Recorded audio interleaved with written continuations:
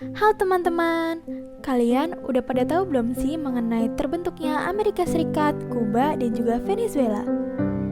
Kalau teman-teman ada yang belum tahu, di sini kami akan memberikan informasi mengenai sejarah terbentuknya Amerika Serikat, Kuba, dan juga Venezuela. Bukan hanya itu, kita juga akan memberikan informasi mengenai sistem pemerintahan ketiga negara tersebut. Yuk simak baik-baik videonya.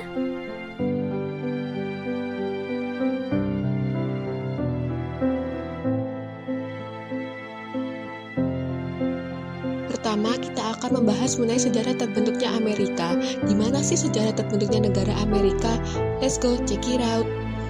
Adanya negara Amerika berawal dari banyaknya koloni Inggris yang berimigran dan menduduki daerah Jamestown, Virginia. Dengan berkembangnya populasi ini, sehingga membentuk masyarakat baru dan mengembangkan sistem politik dan hukum mereka sendiri. Lahirnya Amerika ditandai dengan adanya revolusi Amerika yang mengacu pada perubahan situasi politik pada tahun 1775 hingga 1783 di Amerika Utara. Revolusi ini mencakup perang antara negara Amerika dengan koloni Inggris. Peperangan ini dikenal sebagai Perang Kemerdekaan Amerika. Apa sih pemicu awal adanya peperangan ini? Pemicu awalnya adalah ketidakpuasan warga Amerika terhadap pemerintah Inggris dan diberlakukannya pajak yang tidak sesuai. Salah satu peristiwa yang ada di dalam revolusi Amerika adalah Deklarasi Kemerdekaan 4 Juli 1776 yang menyatakan kemerdekaan dari pemerintah Inggris, sehingga pecahlah peperangan antara dua negara ini. Revolusi Amerika sendiri berakhir karena adanya Perjanjian Paris pada tahun 1783. Dengan secara resmi, pemerintah Inggris menyatakan kemerdekaan Amerika dengan adanya batas-batas wilayah baru. Amerika Serikat merupakan negara yang menganut sistem demokrasi, di mana mengutamakan partisipasi masyarakat dalam mengambil keputusan politik. Amerika Serikat juga menganut sistem presidensial, yang dimana sistem ini berasal dari konsep trias politika yang menyatakan pemisahan kekuasaan, yaitu eksekutif, legislatif, dan yudikatif. Dalam pemilihan, presiden dipilih secara terpisah dari legislatif melalui pemilihan umum oleh rakyat secara langsung. Masa jabatan menjadi presiden berlangsung selama 4 tahun, yang dimana presiden memiliki kekuasaan yang cukup besar dalam mengambil keputusan, membuat kebijakan, dan mempunyai kendali terhadap kebijakan luar negeri dan memimpin angkatan bersenjata.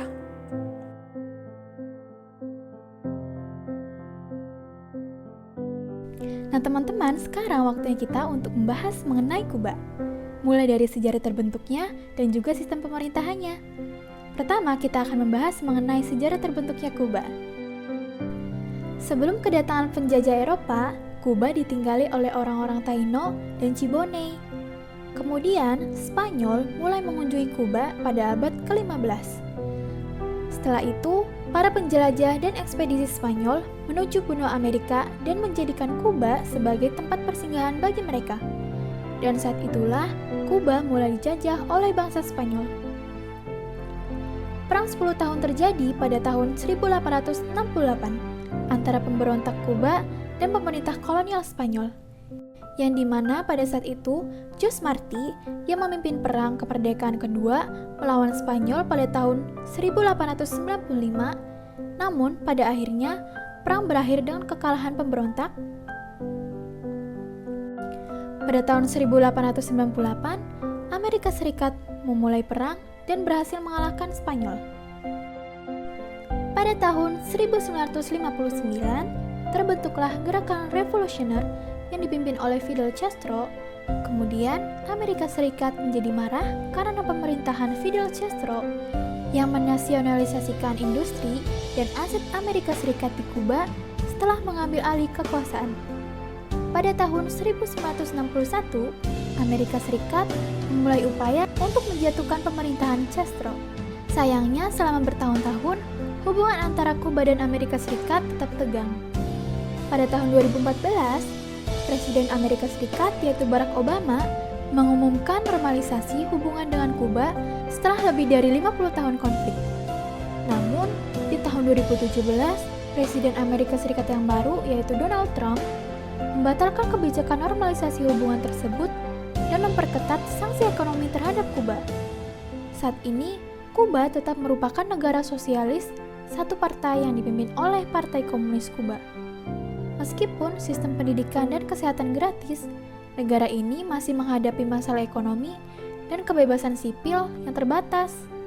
Namun, Miguel Diaz-Canel, yaitu Presiden Kuba yang baru saja dilantik, baru-baru ini mengumumkan rencana reformasi ekonomi dengan tujuan mendorong investasi asing dan sektor swasta. Jadi, kira-kira apa sih sistem yang dianut oleh Kuba? Mari kita bahas sama-sama. Sistem pemerintahan yang dianut oleh Kuba adalah sistem pemerintahan satu partai, yaitu partai yang menganut komunisme. Sering disebut juga dengan sistem pemerintahan negara komunis.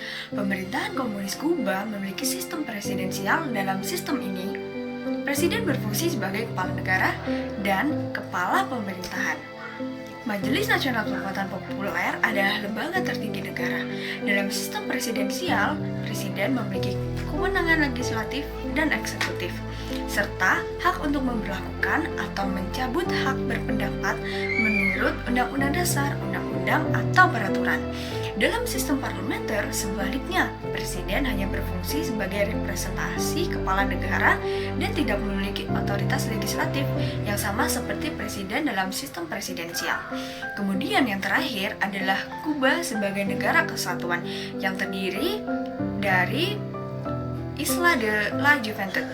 Ada beberapa karakteristik Kuba sebagai negara kesatuan, yakni pertama, kekuasaan dan tanggung jawab dibagi antara tingkat nasional dan lokal. Lalu yang kedua, negara tidak memiliki wewenang untuk mengesahkan undang-undang mereka sendiri. Dan pemerintahan pusat atau nasional dapat memerintahkan negara bagian untuk melakukan apa saja. Lalu yang ketiga, pemerintah federal memiliki presentasi kekuasaan yang sangat besar dalam konteks negara kesatuan. Dalam konteks negara kesatuan, Kuba menjadi salah satu dari beberapa negara yang mengadopsi sistem pemerintahan ini. Oke, selanjutnya negara terakhir yakni Venezuela.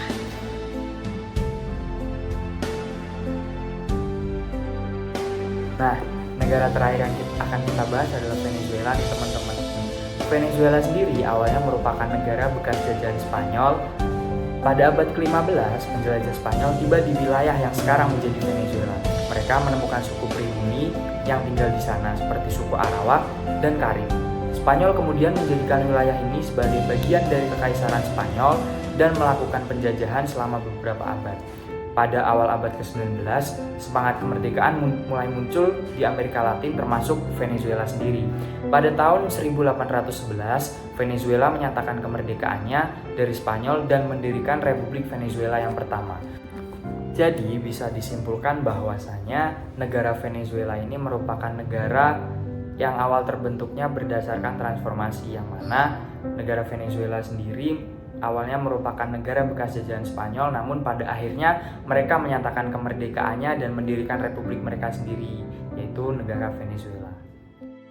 Venezuela adalah negara federal yang merupakan negara terbesar ketujuh di Amerika Latin. Dengan luas sekitar 916.000 km persegi dan jumlah penduduk sekitar 28 juta jiwa, wilayahnya dibagi menjadi 23 negara bagian. Distrik ibu kota yang mencakup sebagian Caracas, dan dependensi federal yang terdiri dari sejumlah pulau yang terletak di Laut Karibia. Jadi setelah semua penjelasan yang tadi, selanjutnya itu aku bakal jelasin soal sistem pemerintahan dari Venezuela sama fun fact-nya.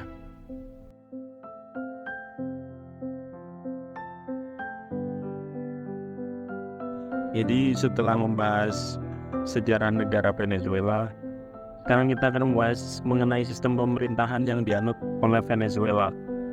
Venezuela ini menganut sistem pemerintahan unikameral, yang dimana hanya terdapat satu majelis nasional dalam parlemen.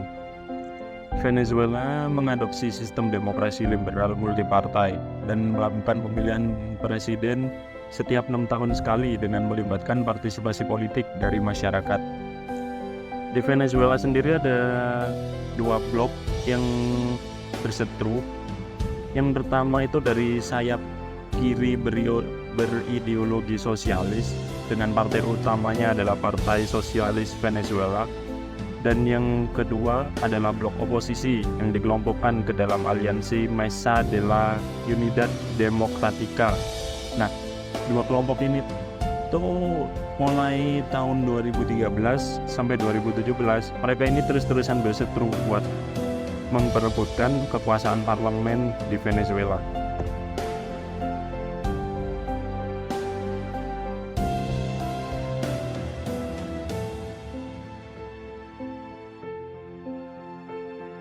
Venezuela menganut sistem demokrasi dalam menjalankan pemerintahannya ketika melakukan pemilihan kepala negara dan kepala pemerintahan.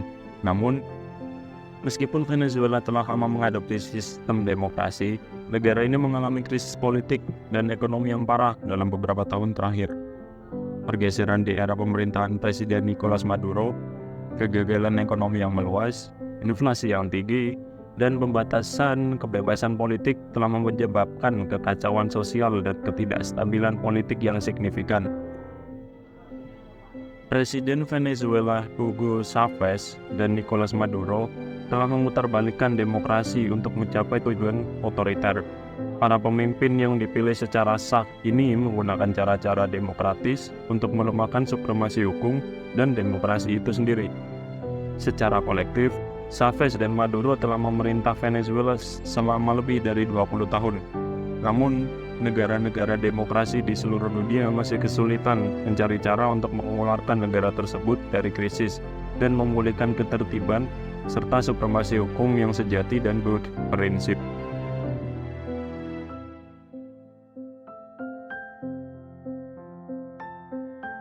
Jadi selain kontroversinya, Venezuela ini juga ternyata memiliki beberapa fun fact.